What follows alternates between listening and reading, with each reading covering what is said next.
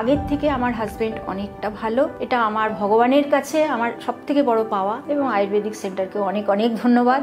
কোনো রকম ফ্লাকচুয়েশনের মধ্যে নেই। আর থ্যাঙ্কস টু পুনর্জন আয়ুর্বেদ 45 ডেজ খাওয়ানো হয়েছে, তো ওটা খাওয়ার পর মোটামুটি এখন আগের থেকে অনেক বেটার আছে। Very fine now, so it is very helpful to us. আমরা 45 দিনের মেডিসিন ইউজ করলাম, তাতে লাভজনক আমরা বুঝতে পারছি। ওনার ওই ঠোঁটের দিকে একটা ছোট্ট টিউমারের মতো ছিল, ওগুলো খুলে বেরিয়ে চলে আসছে, পুঁজ রক্ত এইরকম বেরিয়ে আসছে। রাতে ঘুম ছিল না তখন, এখন বেশ ভালোই ঘুমাচ্ছে। তো ওষুধটা খেয়ে অনেকটাই ভালো হয়েছে পেশেন্ট। হ্যাঁ, আমি বাঁকুড়া জেলা কতুলপুর ব্লক থেকে এসেছি। আমার নাম অলোক কুমার রুইদাস, মিসেস ঝর্ণা রুইদাস। মিসেসের বয়স 48। 2017 সালে ওনার ওই ঠোঁটের দিকে একটা ছোট্ট টিউমারের মতো ছিল, ওইখান থেকে রিপ্লেস করেছিল।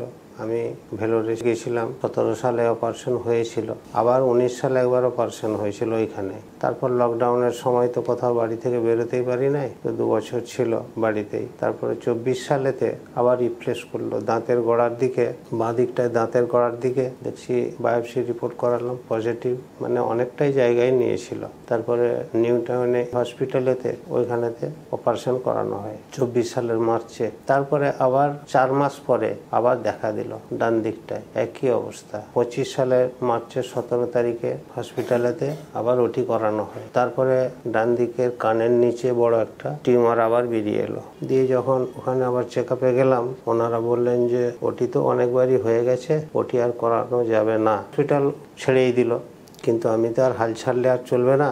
আমি অনলাইনে একটু ফেসবুকে দেখাদেখি করতে করতে হঠাৎ পেলাম পুনর্জন হসপিটালের ঠিকানা। আমি পরের দিনই কল করলাম, ওনারা আমাকে যথেষ্টই হেল্প করলেন, আসতে বললেন। আমি 11 অক্টোবর এসেছিলাম, ওষুধ খাওয়ালাম। এই আজকে 45 দিন হলো।